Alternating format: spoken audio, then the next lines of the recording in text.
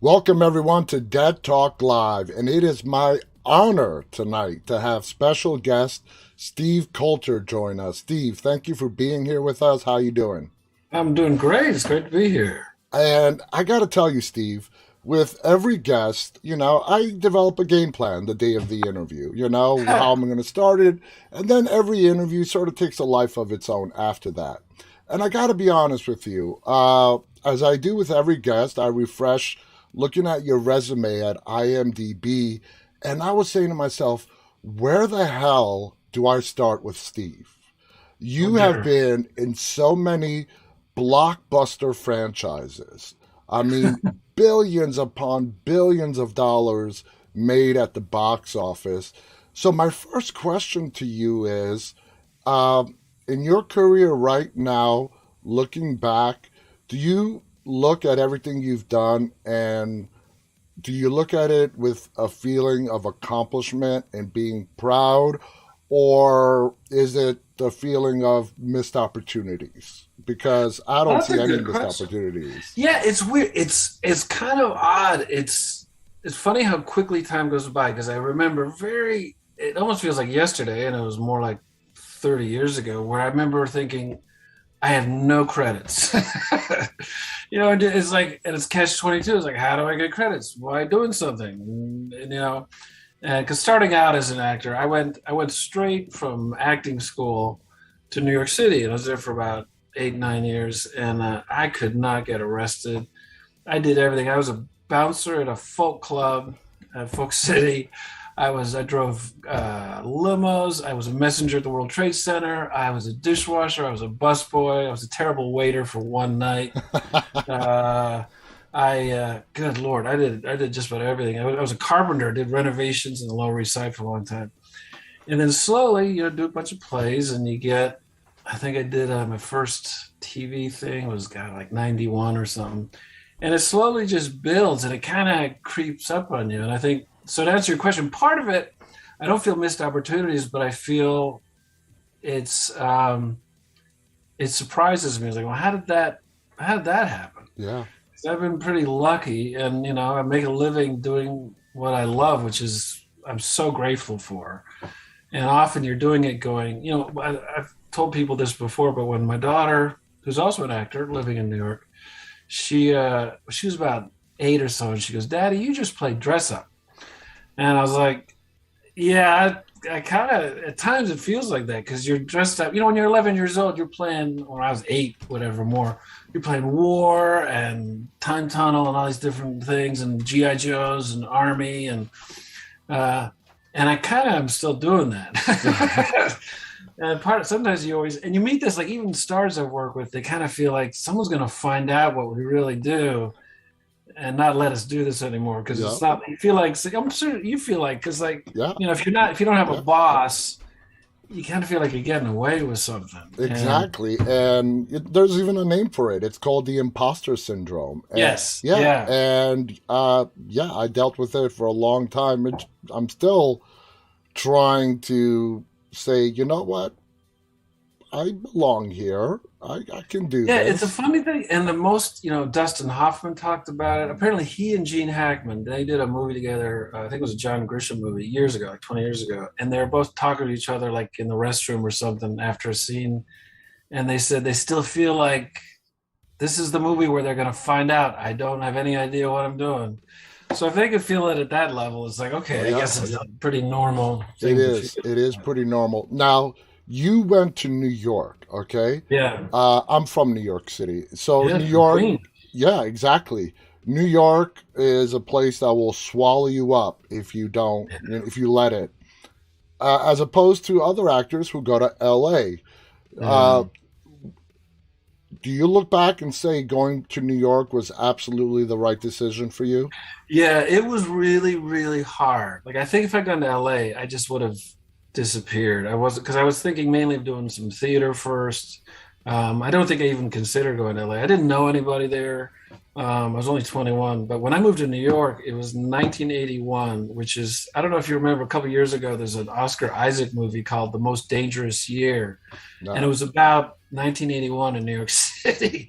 I think it had the highest murder rate. It was back during the crack epidemic. Oh yeah. It was a pretty lousy, it was before I guess Giuliani cleaned it up and all that, and Disney. That's when New York changed. I was 7 years old in Oh '81. wow. Yeah, when Giuliani came in, that's when everything really started to Yeah. change. Yeah, it was not a pleasant place. It was really, I mean, I got mugged. I lived there for, from 81 to 89, and I got mugged, what, three different times in three completely different ways. Once with a knife, once with a gun, and once with a zip gun, which I hadn't heard of zip guns since like the 50s. And when the guy, I lived up in Harlem and he followed me, I guess, you get, New York, you're in your head. I got Hmm. home. I didn't hear a guy. I think it was back in the days of Walkmans, so I had a Walkman in, I was listening to music. And this guy had followed me up and he stuck his foot in my door as I got in. And I had like one of those long days, I'd been on the subway. And I turned around, I looked at this thing he was holding, and I was like, that doesn't look like it could hurt me. But then I remember, wait, zip guns use 22 caliber shells. Hmm. 22s can do enough little damage. But I was so pissed off. He said, give me your money. And I had like $60 in my pocket. I was like, I don't have anything. And then my buddy who shared the apartment with, he goes, I got some money. But yeah, that was just the part of the deal. And so, yeah, I'm glad I went there because I learned, it was tough. It was really tough. So I learned kind of a humility. I paid my dues, Hmm. several times. And yes, I'm glad I went there. I Would learned, you would you say now you got your start in theater? Is that accurate? pretty much that's what I was trained to do. It was kind of odd because the theater program was kind of like a Juilliard kind of program Hmm. in the same, like they call it the League of Professional Theater Training Program. Really odd. Like to graduate, there are only 12 of us in the class, and they trained you in, dialects and singing and stage combat and Shakespeare and modern plays and, pretty much everything. So they're training you to do theater, but theater was not. I did a lot of regional theater where I'd go out in the country and do a play in Minneapolis and Ohio and stuff like that. But I grew up, watching Pacino and De Niro and those guys, and I knew I wanted to do film and TV stuff. It was just a matter of time. When I was in New York, I would do student films like at NYU and Columbia. It was really kind of cool. We go way up to Fort Tryon Park and the cloisters and shoot at like 5 in the morning in Yeah. February. And it was a lot of fun. And you meet some really cool people. So, But what would you say, looking back now, was your biggest break into the motion picture industry, whether it's television or film? yeah, it was probably, and that was funny. It might have been James Wan with that first Conjuring. It was because I did it. I just had one scene in it. I'd already was living in Atlanta, and that was back before Atlanta was this Oh incredible yeah. film and TV center. Back then, you had to go out of state, so they were shooting in Wilmington, North Carolina. I went, did the scene, went, it went well. It wasn't like, oh wow. James said thank you, and then it was about a year later where I think I got an email from him saying he wanted me to do this role in Insidious 2, and I was like, okay. And and I've now done about, golly, about 6 or 7 things that he either directed or produced. He's very loyal, and I think that, and then Walking Dead helped it a lot Hmm. because overnight, it was crazy. I didn't realize that even though I'd watched The Walking Dead since its first episode, and I knew it had a big fan base. But I didn't realize, I think I had Twitter account. I might have had like 70 followers or something. And then after Walking Dead came on, it was like went up to like tens of thousands. It was really weird. So So let's. that helped. So slowly, it was really kind of a slowly, and you find yourself working more and more, and then you find you're auditioning less. You're like just getting a job, and you still have to audition now and then, or quite often. But yeah, so this all of a sudden I realized I was making a living doing it. I was like, well, That's this is sweet. better than being a bouncer at a folk club.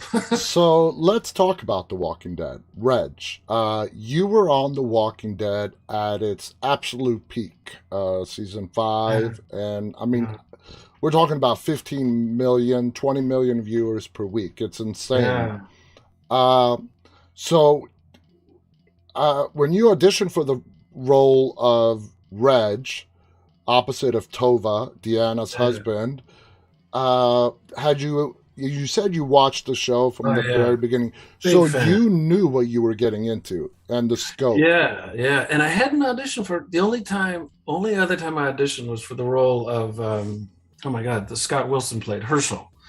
And I'm really glad I didn't get that because he was so phenomenal. Yeah, And the way it is you may have heard, you get pretend audition yeah, sides, yeah, things.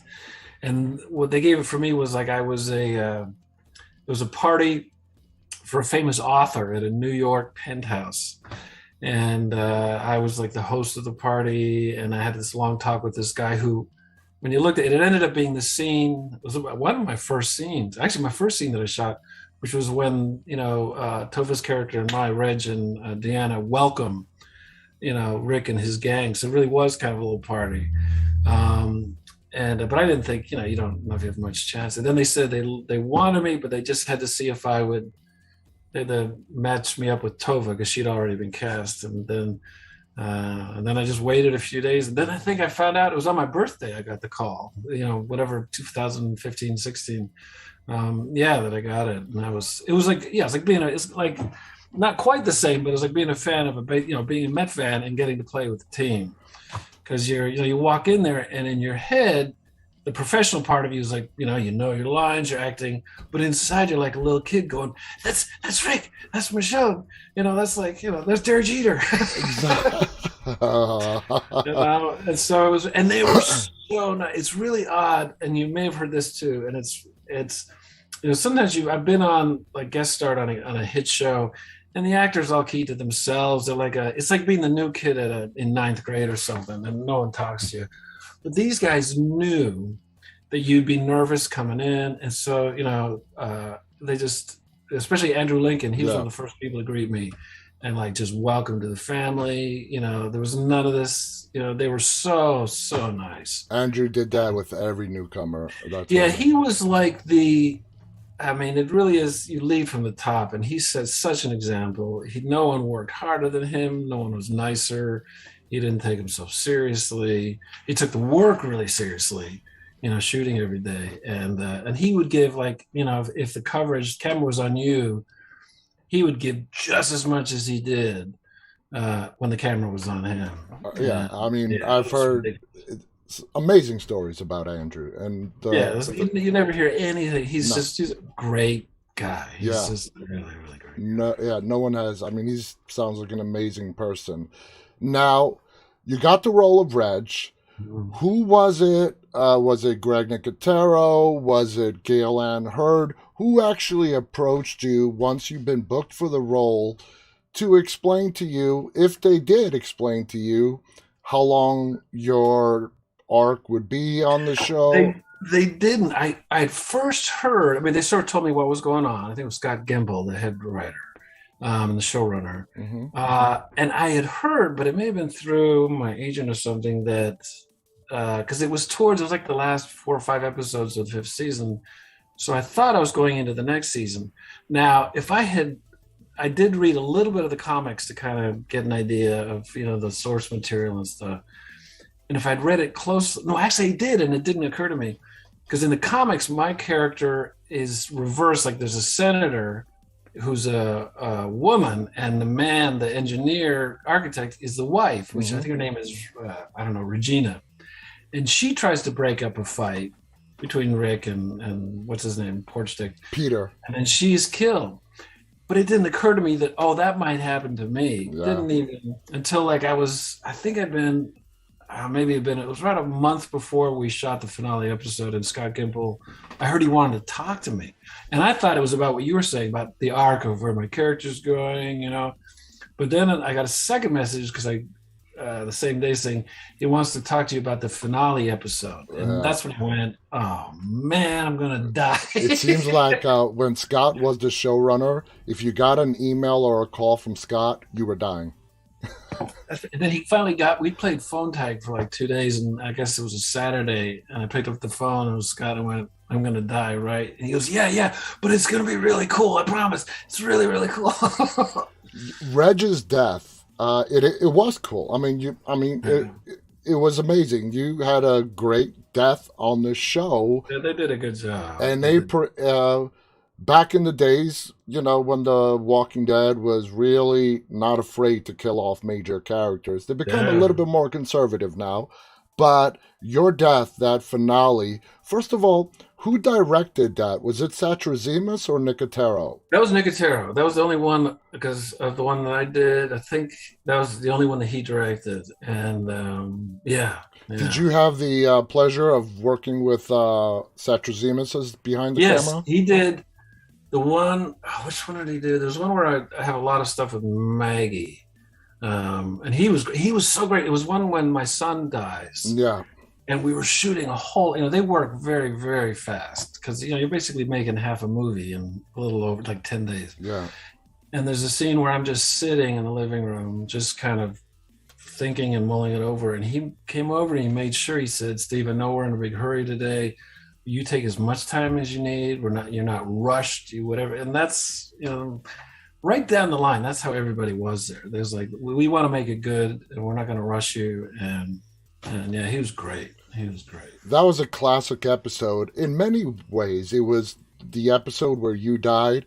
It was when Morgan and Rick met Yeah, up just go again. back up. Yeah, a lot of stuff And that all happened. happened in like the last 2 minutes of of the episode. People thought, oh, it's winding down. And then it's like, wham, bam, two people are dead. Oh, here's that character we haven't seen in a season. Yeah, so you were Yeah. part of the group when Andrew was giving his speech on Yeah. how he was telling people, I was trying to figure out how many of you I have to kill in order to save you. I mean, Yeah. some real powerful dialogue. What was it like filming, being in that atmosphere, and having Andrew go, I mean, bring it 120%?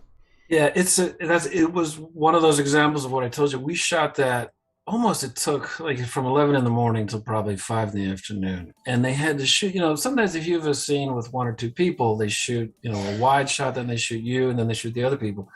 But this was 360. He had basically all of us around him. Mm-hmm. And not only that, they also had to do the fight between him and Pete. And that was an example of he's almost crazy. He's just really angry and imploring, and it's a long talk. And he did it at the same level every single time from the very first take. Because sometimes actors will start in and then they get rolling and bam. But no, he started in like that. And you're just kind of watching so everyone is doing their very best too. It raises the game kind of thing. That's Uh, all. Two of the saddest deaths, I think Noah died in the Oh, following season, was yours and Noah, in my opinion, suffered the most gruesome death to date. yeah, and he died like an episode or two before me because we had that scene where I sort of, my two sons are kind of screw ups, but we had that scene in the gazebo where we kind of connect. Yeah, yeah. And I remember thinking, if anyone talks about having hope or a future, they're dead on this show. And later, now when I read that script, I was like, oh, this is great. It's the beginning of a friendship. And then later in that episode, he gets caught in the revolving doors. Now, I had Michael Trainer on this show. Oh, he's great. He's amazing. And Crazy. I brought it up to him. I'm like, you are kind of your character is kind of responsible for Noah's Oh, death. yeah. And he spun it. He's like, I'm sorry, but I have to disagree with you. If you remember, Noah told Glenn not to let go. So That's hashtag Glenn let go. He did go. He was Yeah, great. Michael's Michael's great, an yeah. amazing person. He was He's so fun really to great. talk to. So you get the script and you see your character is coming to an end. What were your feelings? It's mixed feelings because it's sort of like, again, I keep going back to baseball metaphors. It's almost like, well, we're going to trade you, but your last day, you're going to get to hit a grand slam home run. And so you're going to get to go off with a bang. And so as an actor, it was exciting because there was a lot of fun stuff to get to do. And again, just that little kid part of you was like, oh, I get to shoot blood out of my neck. But then it's sad because it's a great job with great people. So it became it's so odd. I was there, really only like 3 or 4 months, but you really get a part of something. And because when you work on movies, you work together for a few weeks or maybe 2 months, and then it's done. With a series, it can go on and on. So that it was a mixed feeling. I was sad to be leaving, but if I was going to go out, I couldn't have picked the Yeah. last scene of a finale episode. So it was, yeah, it was kind of great because I've had friends who were on the show, and one friend of mine was on it for like 5 years, but he would get like a scene every 6 episodes or Hmm. so.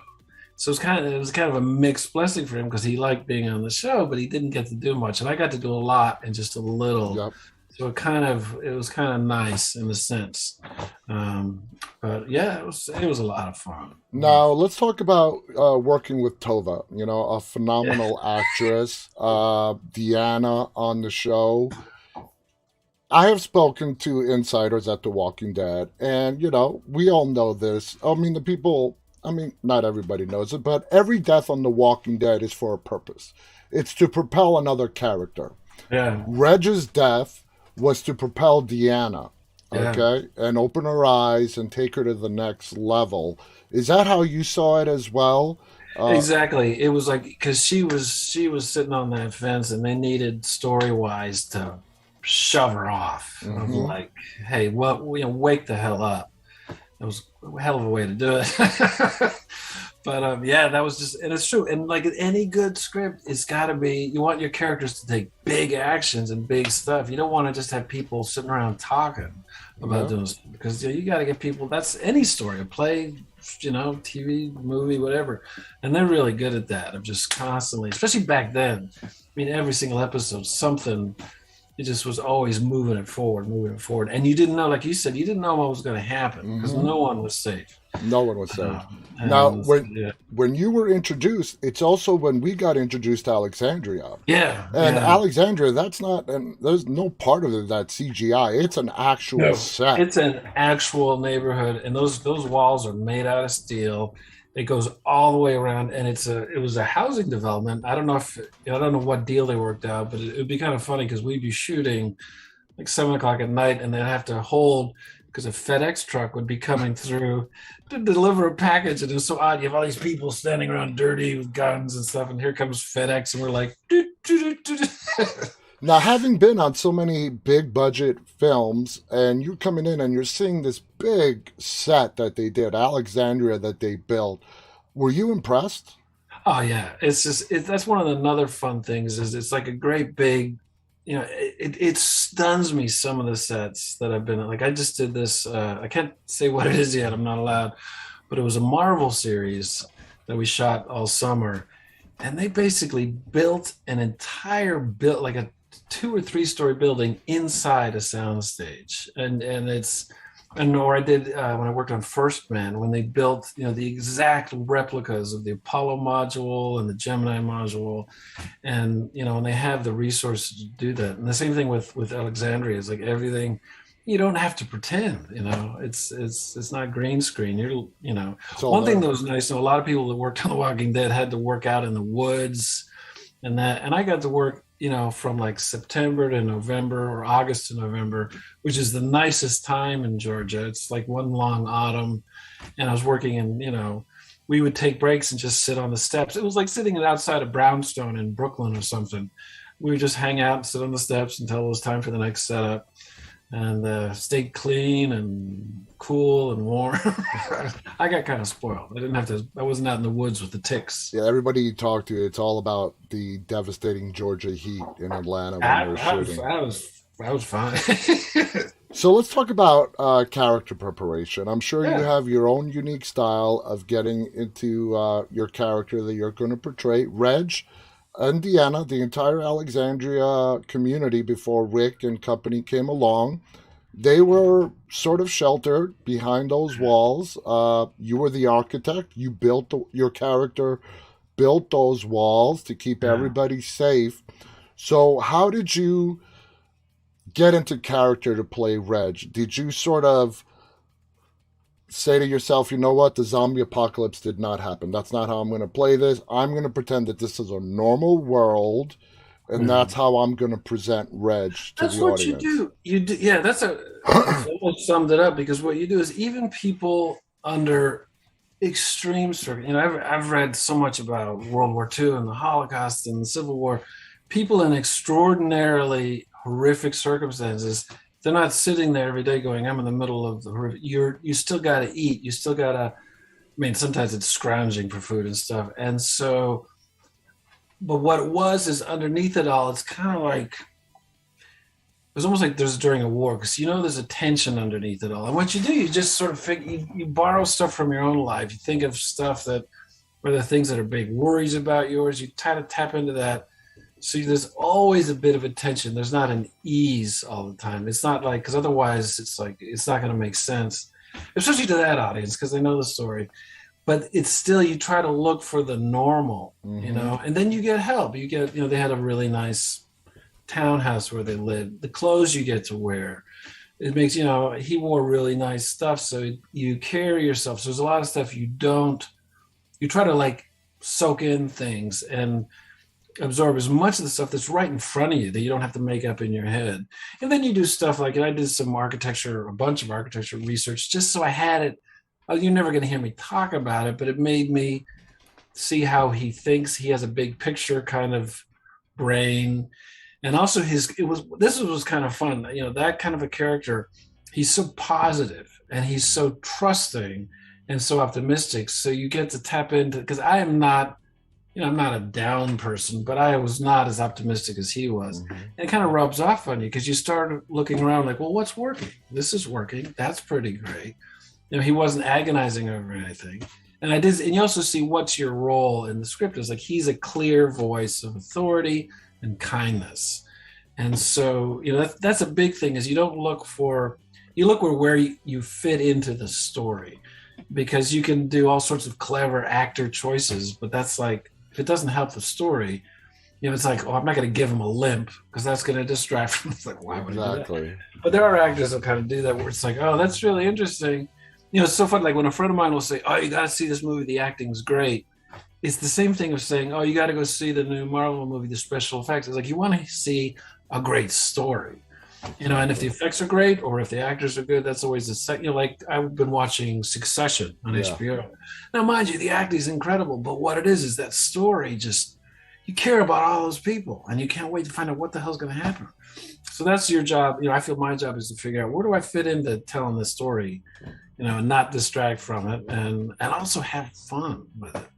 Now, a lot of actors, when their time comes to an end on television with a character in particular, they, in order to prepare for the next job, the next role, they want a clean break, and they don't continue to watching that show if they were watching it in the first place. Yeah. You, being a fan of the series, being a part of it, when your time was up, did you do a clean break from The Walking Dead? Not at all. I kept watching that damn thing, because it was like, part of me was like, I developed some friends, but the bigger part was I wanted to see what was going to happen to Rick. And,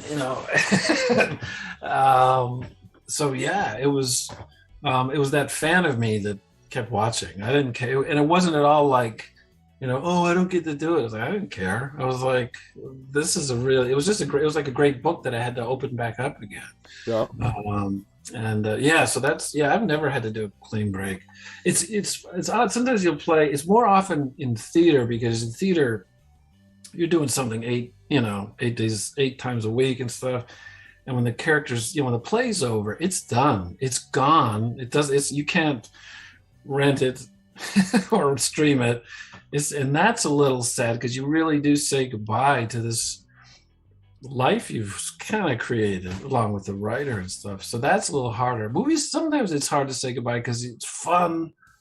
It's kind of corny, but it's like, it's fun being other people, especially if they're kind of cool. Yeah. If they're cooler than you. I've gotten to play characters that are smarter than me. And one time I played a male prostitute, like a New York gay prostitute. This is like, almost 40 years ago. But he was such a great guy. Like, when I was in his head, he was just like, the way he saw the world, he was so interesting. And I liked his view on the world. And so you kind of miss that. It's kind of, you create this whole world, or so that it's a weird thing. Your brain doesn't know the difference of it's not like you're walking around like, I am this guy. But there's a part of you that just, you think thoughts that you normally wouldn't think, because you're thinking the writers created, and your imagination mixes with it, and it feels real. And like I played this, the thing I can't talk about. I played this incredibly powerful, very wealthy guy, and that was fun. Like I had this, they built me this office that was the size of, God, it was like a small airplane hangar. And you just sit at that desk and someone walks in on the other side of the room and you don't have to do anything. You're wearing a $2,000 suit and they're walking in and you get to be that powerful. And it's kind of fun. It's just the pretend of it is, it's like I said, it doesn't feel like a job for a grown up, but that pretend is very fun. Now, just one final question on The Walking Dead before we move on. They are in the process now of prepping for the spin-off tales of The Walking Dead, the anthology, the episodic anthology spin-off. Would you be open to reviving the role of Reg in an episode? Yeah, I hadn't even thought about that. Sure, yeah. I mean, yeah, because you never get to revisit characters, and that would be really interesting. There's a story to tell there. There's a big, for me personally, I would love to find out how, when the outbreak happened, how did Reg and Deanna, how did those walls go up so quickly? They end up there. I mean, what did Reg and Deanna, Reg in particular, know that prompted him to put up those walls? Yeah. So there's a lot of story to tell there. And personally, I would love to see it. So now moving on, let's talk about the Conjuring Universe, okay? But you have to promise we get to talk about the 86 Oh, Mets. we're going to. I'm saving that. We're going to talk about the Mets. I'm more excited about that instead of talking about me. Oh, yeah. We're going to talk about the Mets. Trust me. I've been looking forward to it. But I'm saving that for last. Oh, good. Okay. So, The Conjuring, huge franchise. You already explained James Wan and how he likes to stick, which a lot of directors and filmmakers do, with their actors. They like working with them. Obviously, you're a big James Wan favorite to work with. Coming in, and you and Patrick Wilson, he's also in the Insidious franchise. Yeah, we get confused sometimes because we forget we were talking about something and we realize we're talking about the wrong movie. It's like, have you and Patrick become friends? Yeah, we have, because he and I and Vera, like we don't see each other in between, but as soon as we get back together, it's like a band getting back together, because everyone, especially those two, they joke a lot, and I think it's because they're total pros, but the subject matter is so tense and so serious. If everyone stayed at that level of intensity, I think it would not be good for anyone's performances. And Patrick particularly, we give each other a lot of grief. Like it seems like every movie I get some damn prayer I have to say that's either in Latin, and like I'm really good at learning lines. Like I did a one-man show where I had to talk for an hour and a half for myself. But these lines always are like, they will not stick in my head. And like in the last one in Conjuring 3, I said this one thing and it came out not gibberish, but kind of close. And he and Vera were just like looking at it, because the close-ups of me, and they're just looking at me like, is that the way you're gonna say it? That is like, so there's a great deal of fun. Like you fall right back into it again. And part of it is that one thing about James Wan is he has this energy that is so contagious because he loves making movies. I mean, he's a big fan of movies, period. But he just loves it. I think he could shoot for 20 hours a day. And and the same thing with any directors that he has hired when he produces, the same thing. They all just love it so much. It doesn't, making a movie so logistically, it's really a hard thing to do. And there's so many different moving pieces. So the director really is the captain of the ship. And if they're tense, everyone's going to be tense. If they're excited, everyone's going to be excited. So that's that atmosphere on that. They're just very, very silly.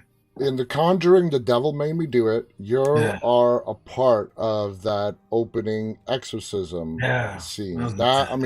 Talk about intense. All right? It was very intense. The effects, the little boy, the movements, the atmosphere, just that exorcism scene, which is your predominant role in that film. How long did that take to shoot?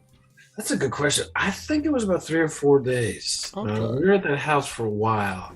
And because we had all the stuff going down the stairs, all the stuff in the room upstairs.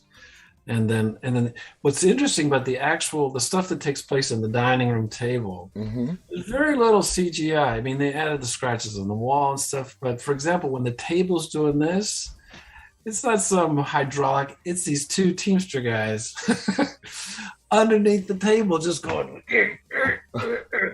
And I think you probably have read about it. It was a woman who played the little boy, and they put his face on her, was a real contortionist. Ooh. And so none of that is CGI either. And she's doing this, and we're like, you don't have to act when you see someone turn themselves basically inside out. They did a little, like the CGI of the plate hitting me. That didn't have. We had a real wind machine going, like crazy wind machine. And I just, we did a CGI with the plate actually hitting me and stuff. I just, acted it out falling down. But it's funny how much of it was just like as if you were 14 years old and making an 8mm movie. It's like, yeah, shake the table, and here's the wind, and there's the And it stuff. sounds like you guys had a blast doing it. Yeah, it's silly. Yeah, and you watch it in the movie, it's terrifying. Hmm. But when we did it, it was just a lot of fun.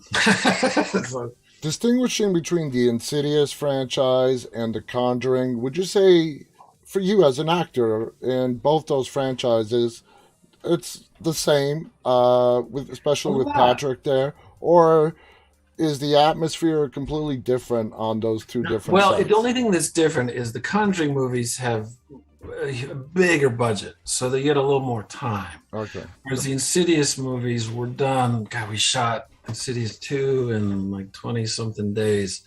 So they're a lot longer hours, and there's a little more of a sense of, well, I don't know about that. I was about to say it's a little more sense of almost doing an independent film, but that's not true because James works the same way in The Conjuring as he does. Um, but it was, yeah, we didn't have as much time, so you're having to really kind of move a lot faster. Like we would have probably shot the exorcism scene if it was in the Insidious, probably in a night or two Okay. versus several days. But that'd be about the only difference. It's still the same spirit. The Insidious movies have Lynn Shay, and she's extraordinary. She's so funny and kind, and Yeah, yeah. we're going to get her on the show. It's a scheduling Oh, issue, she's but I great. cannot wait to talk to Lynn Shay. She's great. She's so great. Yeah. Now, you were also an Annabelle.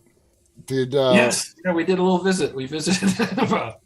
uh, so you are definitely a big part of the Conjuring universe. Were you surprised that you were asked to come and be an Annabelle? Yeah, it's odd because and the way it works with these guys, you'll just get a call. Just say, like, you're going to be. And it's funny with Father Gordon. I've always compared him to like Commissioner Gordon in Batman. He's like, he finds out, okay, we got this case. It's in New England or it's in London. Here's your mission. Good luck. And like the last one was the first time in the Devil Made Me Do It, where he doesn't usually go along to the exorcism. He's usually sitting back at the church reading magazines and stuff. So I actually had to go out. But yeah, it's always, and it's what's funny is that it's not that I don't like horror movies, but they scare the crap out of me, especially movies like those that are about evil. Yeah. Because it's different. Like I can watch, like Friday the 13th. That's the slasher stuff. It's just Yes. kind of like an amusement park ride. That's Hmm. fine. They don't scare me. It's more like that's kind of fun. But these scare. Like when they sent me, I think it was Insidious 2. They were about to, we were about to do press for it. So they sent me a copy that I could watch on my laptop. But I had to like open all the curtains during the middle of the day, put my laptop kind of on the other side of the room because that shit's, even though I knew that we're just shooting and I know those are friends, it still scares the crap out of me. So I don't And like do I've horror. said many times, I can enjoy a Friday the 13th slasher. It doesn't scare me. Terrifier movie.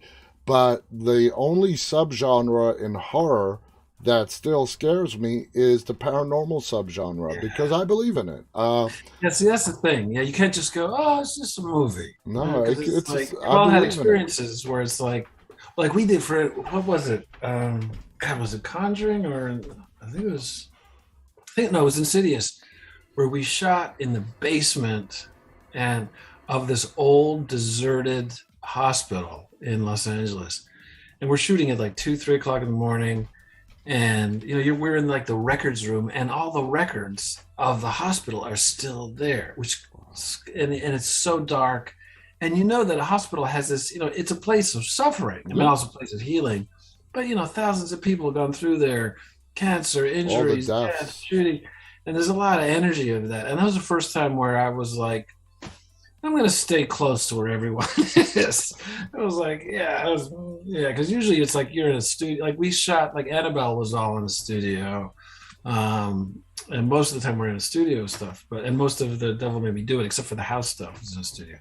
But yeah, it's that stuff scares the crap out of me. Do you think, filmmakers pick locations like that hospital you were talking about to sort of bring that primal fear out of the actors and bring it onto the I think screen? I think it's a bonus. I think that it's probably more like convenient because instead of building a set, they've got you're going to have the rooms, the hallways, the things. So you don't have to build that.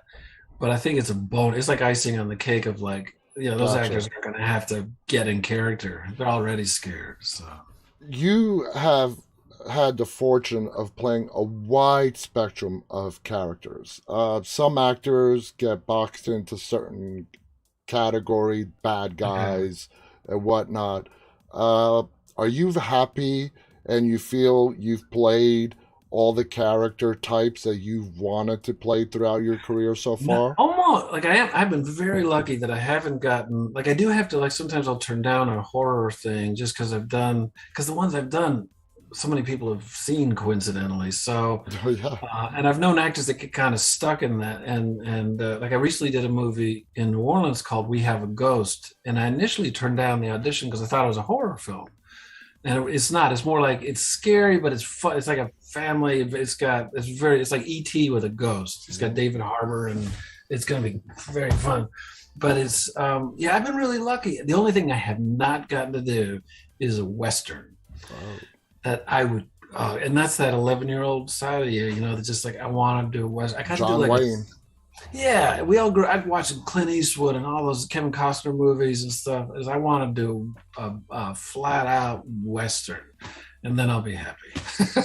Out of all the numerous projects that you have done, if what would you say was the one that really left, whether it's positive or negative, but an impression on you? Well, Reg probably was a big impression because not only it had everything, it had this incredible group of people, that I'd heard about, and then I saw that was even nicer than I thought. It was a fun role. It was seen, because sometimes you do, I've done plays where a couple hundred people saw them, and it was still an extraordinary experience. So that kind of had it all. This thing I did for Marvel this past summer, which I'll be able to talk about in probably a year, that was because I was there from April through August, and that was amazing because it was I thought working for them, it's a big huge company, Disney and all that, but it was like a bunch of kids getting together to play with just really cool toys. And part of it is it sounds odd, but the stuff that I tell younger actors this sometimes too, the stuff that sticks to your ribs is the day-to-day experiences of like because when a movie comes out and people go, oh, I saw you in that feels good for a second, but it's kind of like dessert. It's like it doesn't stay with you. What stays with you is those memories of trying to work out something, or just the company. I did a movie last in the winter down in the Dominican Republic where because of the quarantine we all had to be housed together Mm-hmm. because normally actors are staying at different hotels and stuff, but we were all in this one big house, and it was like summer camp. We all ate all our meals together, we hung out together, we watched movies together, played music together. And that's what even if that movie, it probably will be, it's a good director, even if it does really well, that'll be really cool. But what's going to stick in my head is hanging out with those people who are still my friends. And it's like anything. I think that's that camaraderie and stuff. And then if it happens to do really well, then that's just kind of gravy. I, Um, Let me ask if this is sort of universal. Since getting into the entertainment industry, I haven't been able to enjoy entertainment. I have oh, no really? time. I don't have time anymore to sit down and binge watch a series. Yeah, yeah. You are in, and I'm totally drawing a blank. You're in that really popular new series that's out right now, and I'm totally drawing a blank. But my question is, when it comes to film and television, do you have a preference? as to Of what a you film want. over TV? Yeah. It's because of how TV has changed. Like I watch a lot more TV than I watch movies. Because TV can do like you can take a story like so many. It's not a 22 episode thing anymore. It's like No. 10 episodes or 12, where you have a Succession or Better Call Saul. Or now when they adapt a book, they can if it's on TV, they can do 12 episodes and do all of the stuff in the book. I'm I think TV has kind of raised the bar for movies because you go movies is a little trickier. I think it's one of the reasons it makes me a little sad because movies like Dog Day Afternoon and stuff like that might not, or Serpico wouldn't do as well, and people wouldn't see them as much anymore. They might more be on TV, but the like production values on television are kind of astonishing sometimes.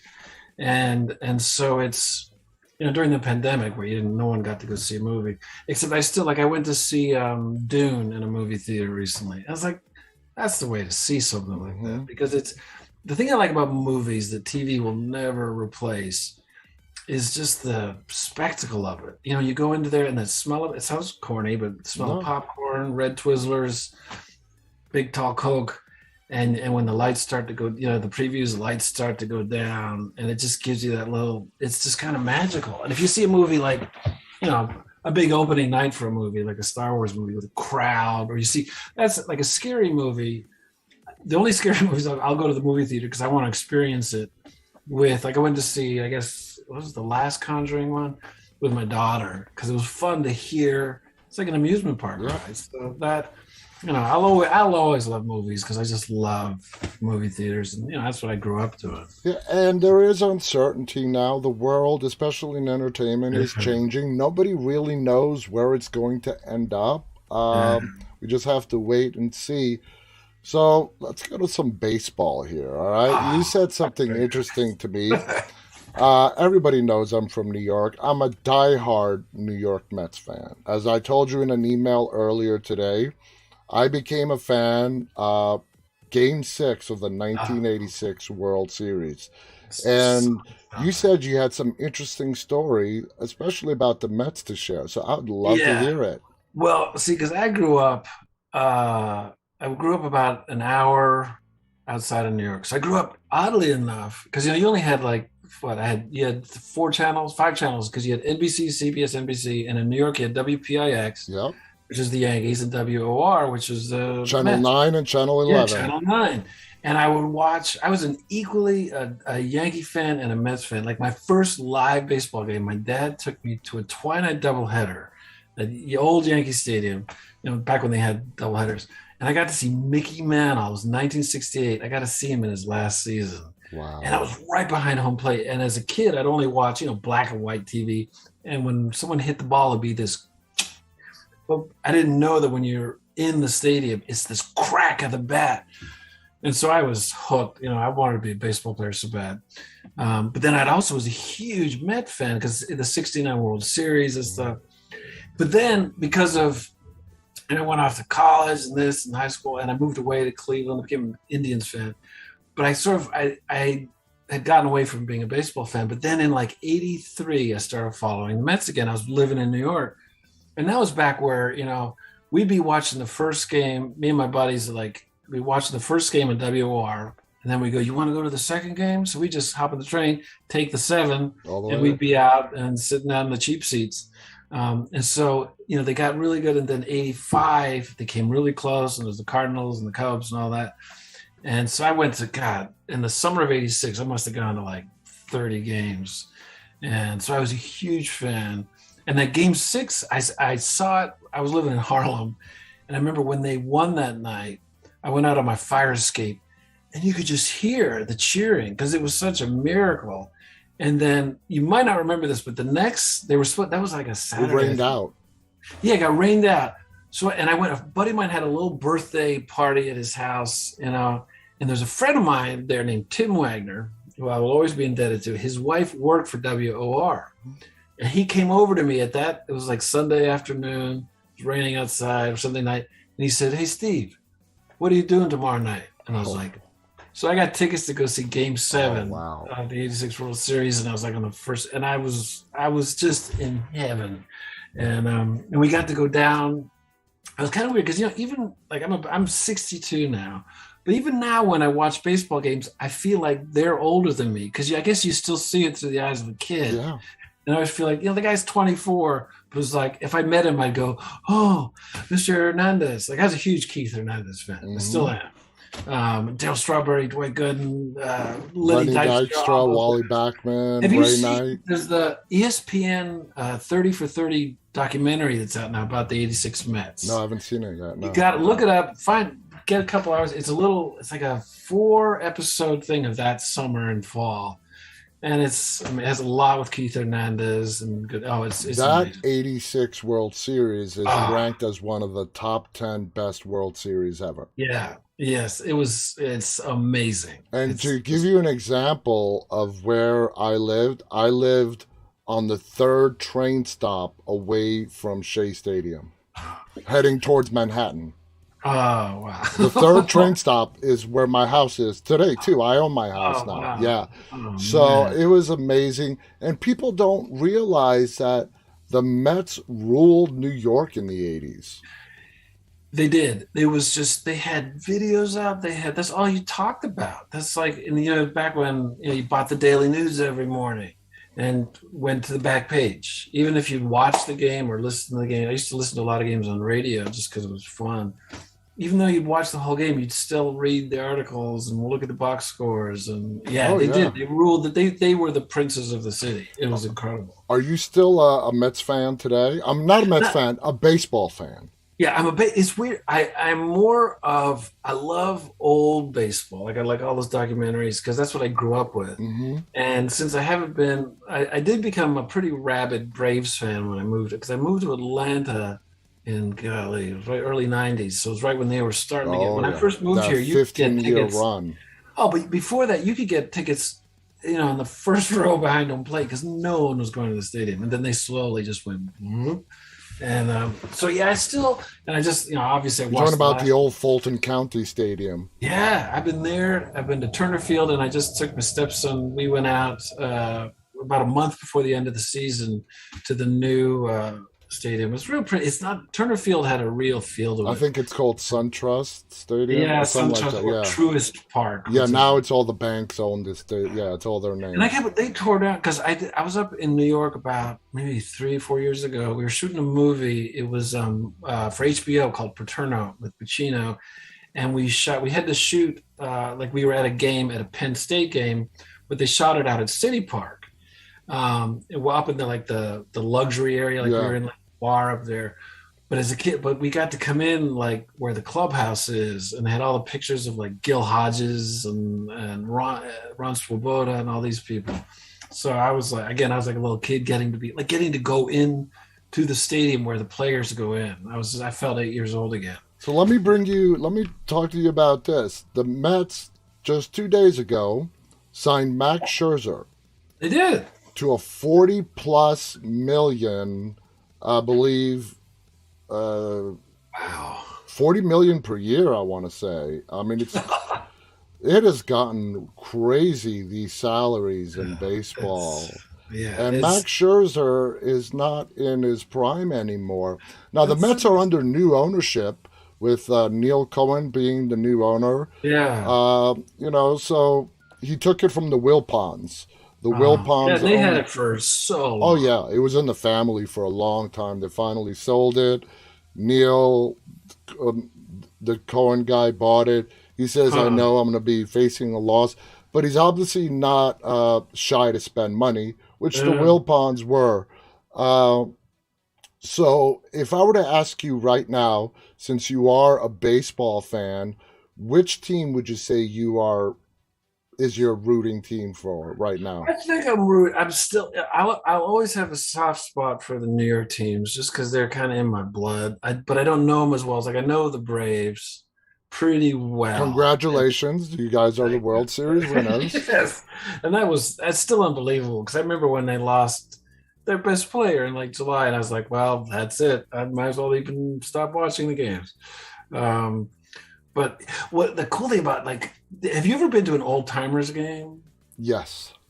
See, like when I went to old timers games, it was like Yankee Stadium. I never went. I never got to see the Mets live as a kid because the one day I was supposed to go, and we had tickets.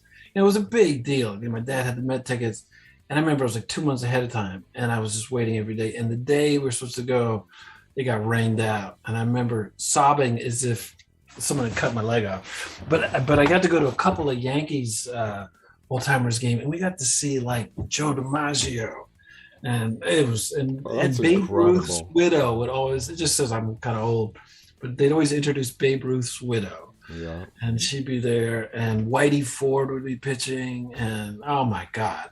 It's so I just I'm very fond of the old days, but I kind of root for the Braves. I think there's nothing like when you first walk into a stadium where there was like at Shea, I had a Mets poncho instead of an umbrella, so we'd go out and there'd be a rain delay, and I'd be way up in the nosebleed seats.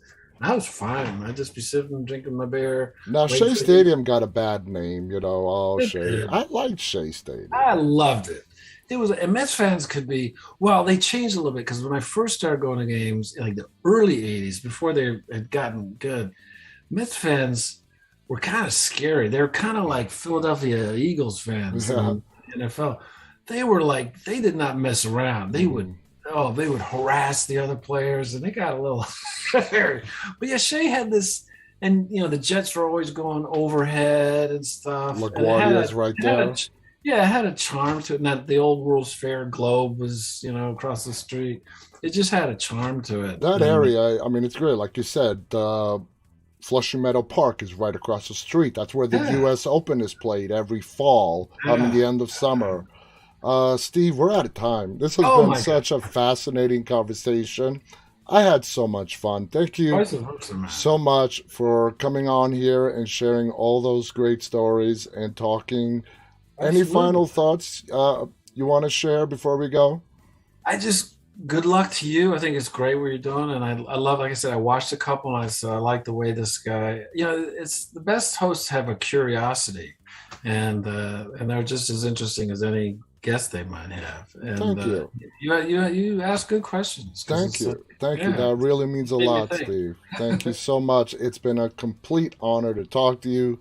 Thank you to all our viewers who tuned in and are going to be watching this later on, archived. On behalf of Steve Coulter, myself, stay safe, stay walking. Yes. Good night. Happy holidays. Happy holidays. Bye-bye. All right.